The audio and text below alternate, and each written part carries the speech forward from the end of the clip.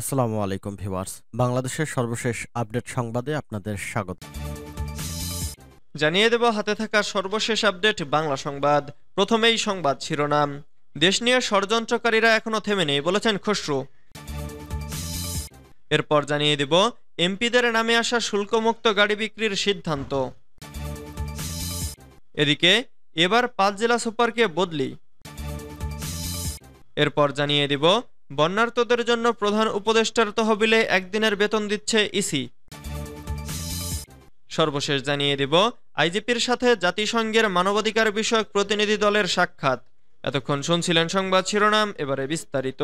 তবে অনুরোধ থাকবে ভিডিওটিতে একটি লাইক করবেন এবং কমেন্ট করে জানিয়ে দিবেন কোন জেলা থেকে আপনি আমাদের এই ভিডিওটি দেখছেন।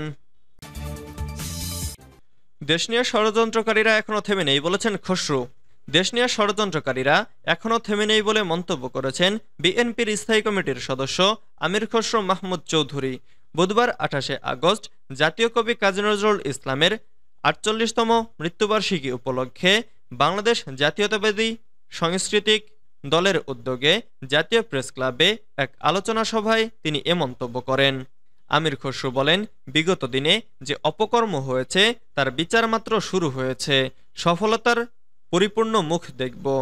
তিনি বলেন, এখন জনগণের দাবি হলো শেখ হাসিনাকে ভারত থেকে বাংলাদেশে ফিরিয়ে এনে বিচারের মুখোমুখি করা। বিএনপির এই নেতা বলেন, আওয়ামী লীগ বলেছিল ক্ষমতায় গেলে বিএনপির নেতাকর্মীরা তাদের নেতাকর্মীদের হত্যা করবে। বাংলাদেশে আওয়ামী লীগের কোনো নেতাকে হত্যা এবং হামলা করতে বিএনপির কোনো নেতাকর্মীকে দেশের জনগণ দেখে নাই।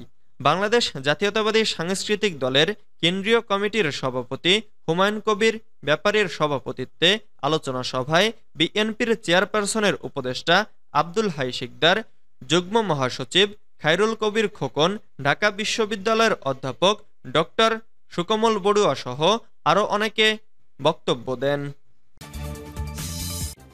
এমপিদের নামে আসা শুল্কমুক্ত গাড়ি বিক্রির সিদ্ধান্ত।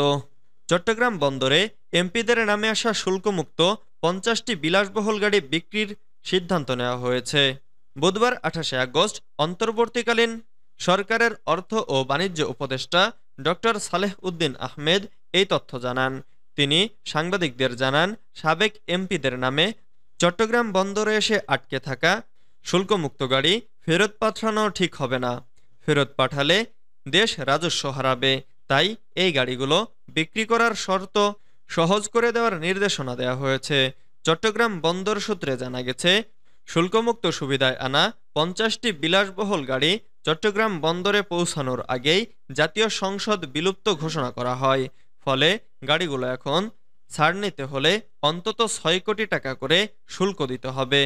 এগুলোর আমদানি মূল্য পড়েছে কোটি টাকার মধ্যে। চট্টগ্রাম কাস্টমস হাউজের কর্মকর্তারা বলছেন, সংসদ সদস্য না থাকায় এখন আর শুল্কমুক্ত গাড়ি ছাড়ের সুবিধা পাবেন না কেউ। এসব গাড়ি ছাড় নিতে হলে নির্ধারিত শুল্ক পরিশোধ করতে হবে। তবে 4000 সিসির প্রতিটি গাড়িতে শুল্ক দিতে হবে 826% হারে। তারা জানান, 5 আগস্ট শেখ হাসিনা সরকারের পতনের কয়েকদিন আগে কয়েকজন সংসদ সদস্য গাড়ি খালাস নিয়েছেন। এর মধ্যে ছিলেন সাবেক সংসদ সদস্য ক্রিকেটার সাকিব আল হাসান, চিত্রনায়ক ফেরদৌস আহমেদ সহ কয়েকজন। তবে সাবেক সংসদ সদস্য ব্যারিস্টার সৈয়দ সাইদুল হক সুমন সহ অনেক মন্ত্রী এমপি গাড়ি ছাড় করাতে পারেননি। এবার 5 জেলা সুপারকে বদলির কাতারে এবার পড়েছেন 5 জেলা সুপার। এদের মধ্যে 2জন সিনিয়র জেলা সুপার এবং 3জন জেলা সুপার। কারা অধিদপ্তরের প্রস্তাবনার আলোকে তাদের বদলি করা হয়েছে। বুধবার 28 আগস্ট স্বরাষ্ট্র মন্ত্রণালয়ের সুরক্ষা সেবা বিভাগের উপসচিব তাহনিয়া রহমান চৌধুরীর স্বাক্ষরিত এক প্রজ্ঞাপনে তাদের বদলির আদেশ দেওয়া হয়। বদলি করা কর্মকর্তারা হলেন যশোর কেন্দ্রীয় কারাগারের সিনিয়র জেলা সুপার সুমাইয়া আক্তারকে কেরানীগঞ্জে ঢাকা কেন্দ্রীয় কারাগারের সিনিয়র জেলা সুপার সুভাষ কুমারকে শরীয়তপুর জেলা কারাগারে জেলা সুপার হিসেবে, অপরদিকে শরীয়তপুর জেলা কারাগারের জেল সুপার নেসার আলমকে হবিগঞ্জ জেলা কারাগারের জেল সুপার মতিউর রহমানকে দিনাজপুরে এবং ঠাকুরগাঁও জেলা কারাগারের জেল সুপার মোহাম্মদ আবু তালেবকে কারা অধিদপ্তরে সংযুক্ত করা হয়েছে। বন্যার্তদের জন্য প্রধান উপদেষ্টার তহবিলে একদিনের বেতন দিচ্ছে ইসি। বন্যার্তদের সহায়তার জন্য প্রধান উপদেষ্টার ত্রাণ তহবিলে একদিনের বেতন দিচ্ছেন নির্বাচন কমিশনের কর্মকর্তা কর্মচারীরা। বুধবার ইসির উপসচিব মোহাম্মদ হেলালুদ্দিন খান এ সংক্রান্ত একটি আদেশ জারি করেছেন। আদেশে উল্লেখ করা হয়েছে, সাম্প্রতিক সময়ে দেশের বিভিন্ন জেলায় বন্যা কবলিত মানুষের সহায়তার লক্ষ্যে অন্তর্বর্তীকালীন সরকারের প্রধান উপদেষ্টার ত্রাণ তহবিলে নির্বাচন কমিশন সচিবালয় ও এর আওতাধীন মাঠ পর্যায়ের অফিসার সমূহে কর্মরত কর্মকর্তা ও কর্মচারীদের মূল বেতনের একদিনের বেতনের সমপরিমাণ অর্থ প্রদানের সিদ্ধান্ত ঊর্ধ্বতন কর্তৃপক্ষ কর্তৃক গৃহীত হয়েছে। আরও উল্লেখ করা হয়েছে, সিদ্ধান্ত মোতাবেক নির্বাচন কমিশন সচিবালয়ের কর্মকর্তা কর্মচারীরা অনুবিভাগ ও অধিশাখা ভিত্তিক সকল প্রকল্পের কর্মকর্তা কর্মচারীরা সংশ্লিষ্ট প্রকল্প পরিচালকের মাধ্যমে নির্বাচনী প্রশিক্ষণ ইনস্টিটিউটে কর্মকর্তা ও কর্মচারীরা মহাপরিচালকের মাধ্যমে এবং মাঠ পর্যায়ের অফিসার সমূহের কর্মকর্তা কর্মচারীরা সংশ্লিষ্ট আঞ্চলিক নির্বাচন কর্মকর্তাদের মাধ্যমে মূল বেতনের একদিনের বেতনের সমপরিমাণ অর্থ আগামী ১ সেপ্টেম্বরের মধ্যে জমা প্রদান করার জন্য নির্দেশিত হয়ে অনুরোধ করা হলো। এক্ষেত্রে আউটসোর্সিং এবং কর্মকর্তাদের ক্ষেত্রে প্রাপ্ত মোট বেতনের অর্ধেককে মূল বেতন হিসেবে বিবেচনা করতে হবে। আইজিপির সাথে জাতিসংঘের মানবাধিকার বিষয়ক প্রতিনিধি দলের সাক্ষাৎ।